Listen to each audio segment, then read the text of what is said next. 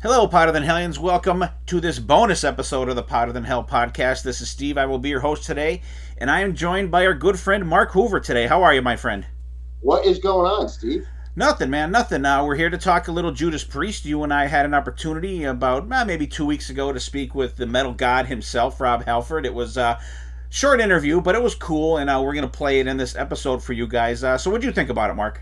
I thought the interview went pretty good. I wish we got to talk to him a little bit longer. Rob's just such a great guy, and he's intelligent, well spoken, and I mean, you could chat with that guy forever. Yeah, I thought he was really nice, really cool, and it did suck because it was so short. I had like a million things I wanted to ask him, and I know you haven't had a chance to check out the book yet, but for anyone out there that hasn't, I suggest you get it. Like he pretty much just slices himself open and just tells everything. I mean, there's some really visceral parts in this book that you're like, holy shit, like crazy stuff, and he gets into his drug and alcohol addiction. I didn't realize how bad he was with this stuff. When you're reading this book, you're like, holy fuck! It's like listening to Glenn Hughes' story when he put his book out.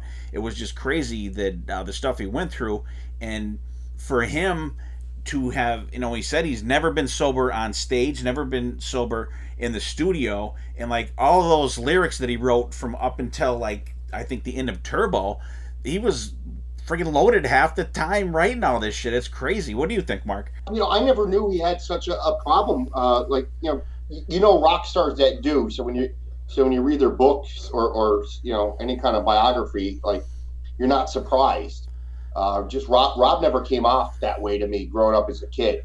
That he was so into drugs and alcohol. No, I didn't either till I read the book. I knew he had went through rehab, and I knew he was sober for years and years, but I didn't know that it was to the to the point that it was. And and one thing I really really wanted to ask him was, like, if he had a chance, would they like to record Ram It Down over again with Scott Travis on drums? I mean, that album is so good, but the electronic drums just kill it. I can just imagine Scott Travis playing on that album. All right, so we're gonna do a quick top 10 here, Mark and myself. We're gonna do 5 apiece, then we'll throw the interview in the middle, and then we'll do our other 10. So, Mark, give us your like number 10 to number 6. What do you got for us today? All right, I am going to go with "Heading Out to the Highway" at number 10. Number 9, everybody's favorite love song, "Love Bites."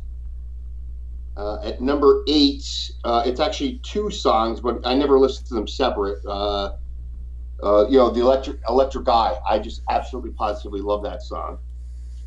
Number 7, "Delivering the Goods," and number 6, "Hell Bent for Leather." Yeah, good picks. Heading Out to the Highway. I'll tell you what. There's I think like 3 good songs that I like. 3 or 4 good songs on Point of Entry that I like. Heading Out the Highway is a great one. Love Bites, excellent song. Yeah, you can't, and Hellion Electric Eye, you can't separate them, because once in a while if you put them on a playlist, like you'll get the Hellion and then like it'll skip to another song. You're like, you feel cheated when you hear that. Yeah. And Delivering the Goods, fantastic song from Killing Machine or Hellbent for Leather, whatever one you want to call that. And Hellbent for Leather, another one, just friggin' great song. Great picks, Mark. And here's my 10 to 5. And actually, last night I was on a vinyl kick for Priest, so I went from British Steel all the way up to Ram It Down. That's as far as I got for the night for what I was listening to. So, but I'm gonna pick Sinner from the Sin After Sin album. That was always an album that featured KK Downing. It was the one that he really ripped it up on. A fantastic version of that on Unleashed in the East. I also have Delivering the Goods on there at my number 9 spot. I have Evil Never Dies from the Firepower album. Just a fantastic. Their latest album, just kick ass, and there's going to be some songs that are going to be remembered really well in the Priest history once they wrap it up from the Firepower album. And I got to go with the title track from the Screaming for Vengeance album. That, I think, is one of the very earliest thrash songs that's out there. Like, just listen to that. I mean, he just absolutely fucking goes for it on that song. And then I also, at my 6th spot, I have Hellion Electric Eye as well. And There's a couple concert videos out there and some bootleg stuff of them on the Screaming for Vengeance tour, and it's just amazing that how raw they sound on those recordings. Just excellent. Have you ever seen any of those, Mark? I haven't. No. There's one from Memphis. It's out on DVD, I think, from that tour. Just absolutely fantastic. And at that time, they had Iron Maiden open up for them on the Number of the Beast tour. So can you imagine seeing that show? It'd be freaking crazy. I think the only live video at the house I have from Judas Priest is a couple years ago. There was the US Festival came out with a DVD. You got Priest performance on it. Oh yeah, that was actually, if you bought the 30th anniversary of the Screaming for Vengeance album on CD, that DVD came with it. That must be where I got it. Then I just know it's at the house. From that show. Yeah, that's cool. I mean, I love it. They start out with Electric Guy, and then like Halford's not on the stage, and then like they pan in, and he's like walking from backstage singing the first verse of. It's fucking awesome.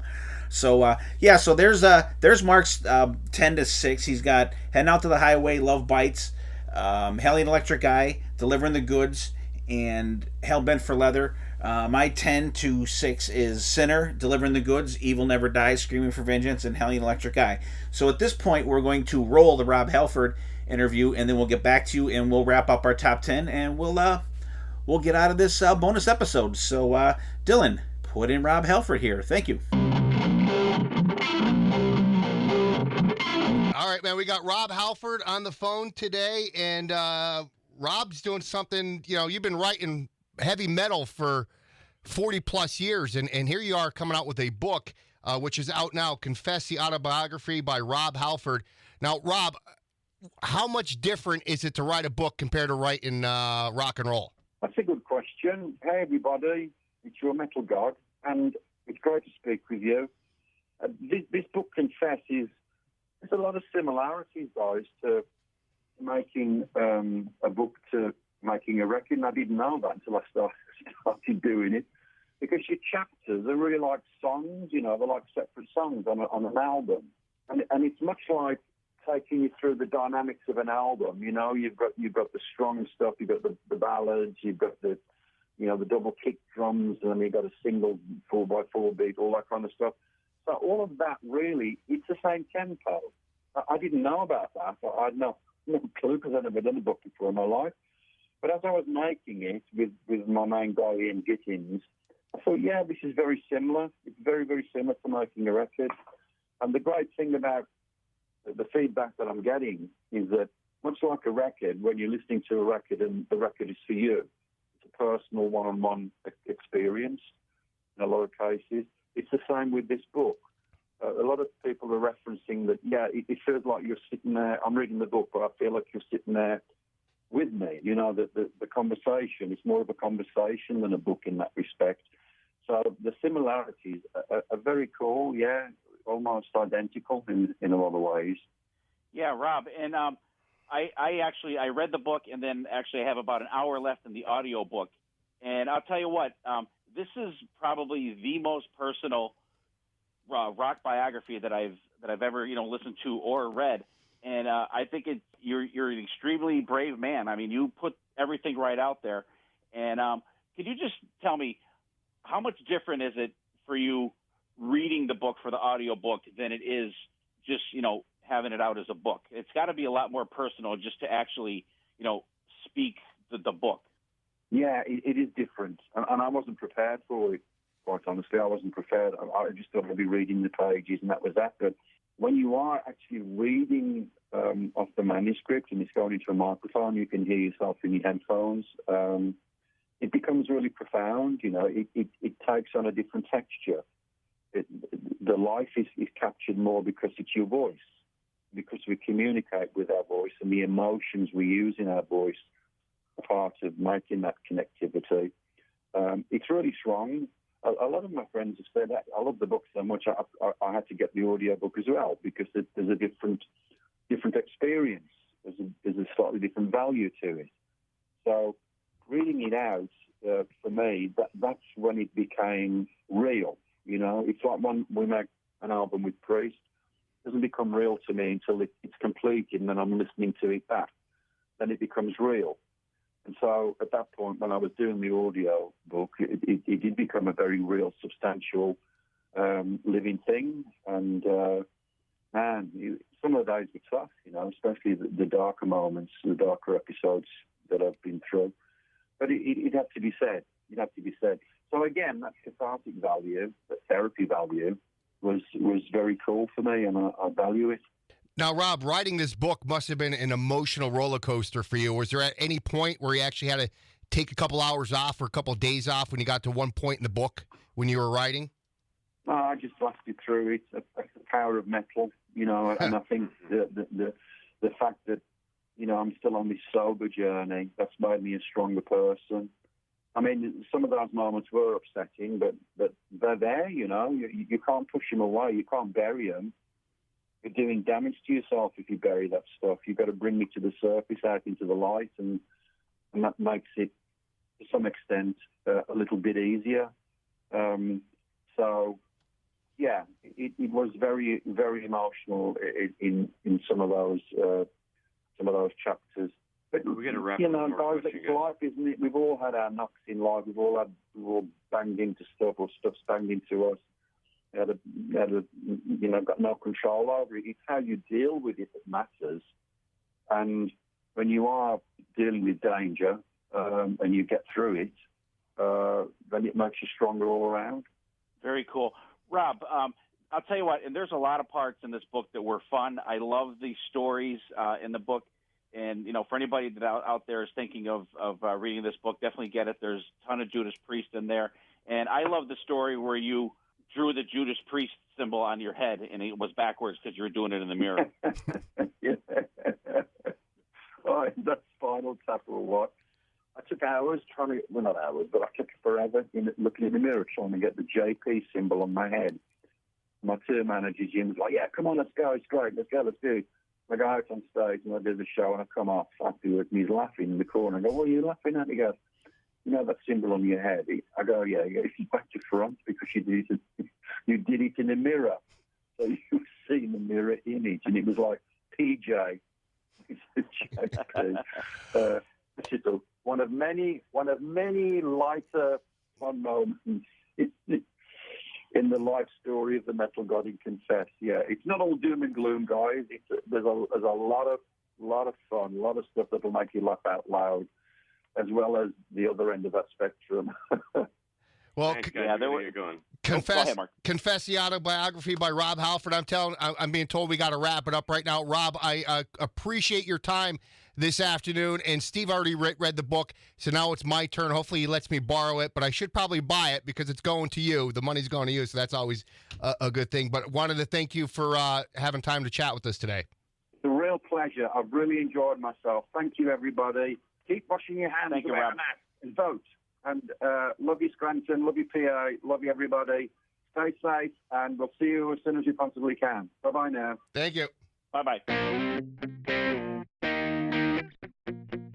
All right, hope you guys enjoyed that interview with Rob Halford. Like I said, it was woefully short, but it was cool talking to him, and he's such a well-spoken guy too. And like we said before, we would just love to sit down and shoot the shit with him for hours. What do you think, Mark?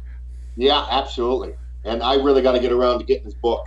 Yeah, definitely get the book. There's some crazy stuff in there, and I like it too because he gets into a lot of the recording process. And for our Hellions out there that are our faithful listeners, they know that I'm a massive Andy Sneap fan, and he gets into recording of the Firepower album with Andy Sneap at the helm, and he said how different it was for him to record with Andy Sneap because he was such a perfectionist, making him do his vocals over and over again. It's just a great part of the book, and it's right towards the end, and so absolutely check it out. It's called Confess. And we'll go back to we'll get our top 5 in here. So Hoover, what do you got for your top 5 Priest songs, my friend? All right, number 5, you're going to laugh because it's a super, super short song, but Defenders of the Faith. I just love that chant. I just think that's so cool. I think when it came out, well, I remember hearing it for the first time. I never heard something so fast and heavy in my life. Free Wheel Burning. An amazing song. Number 3, Hot Rockin'. Number 2 is United, and number 1 because he is the metal god, metal gods. Great picks. Yeah, Defenders of the Faith. That is kind of out of left field. That's one.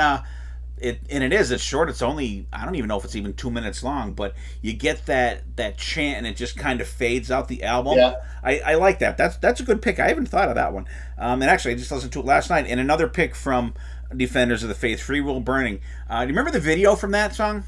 I haven't seen it in a long time. The kid was playing the I think it was like the Formula One game, and the band's playing. I always remember that the kid wiped out, I think, like fucking 20 times in the video, but just a great. And the fast part in that song too was like another like very thrashy part of Priest as well. Hot Rock, and you must love the friggin' Point of Entry album. You got 2 on your pick from that.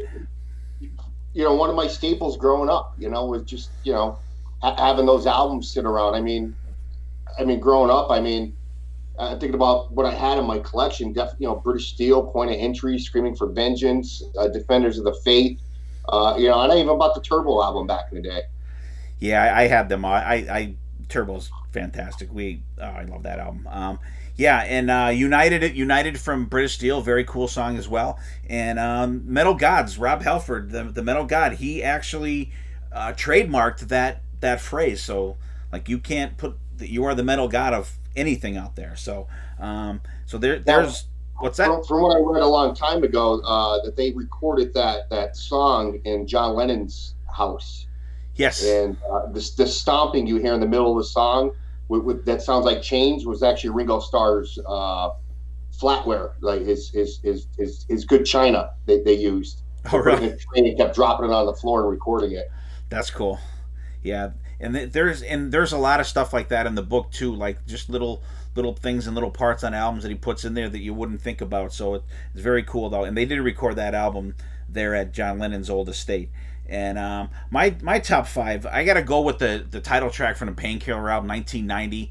I don't think I was ever blown away by a song and video ever as much as I have been by Painkiller, because I remember they premiered it on Headbangers Ball, and I cut my night short to come home to watch it and to listen to it. And when Scott Travis started out with them drums, I was like, holy shit, what the fuck is this? Where has this drummer been for Judas Priest for the last decade?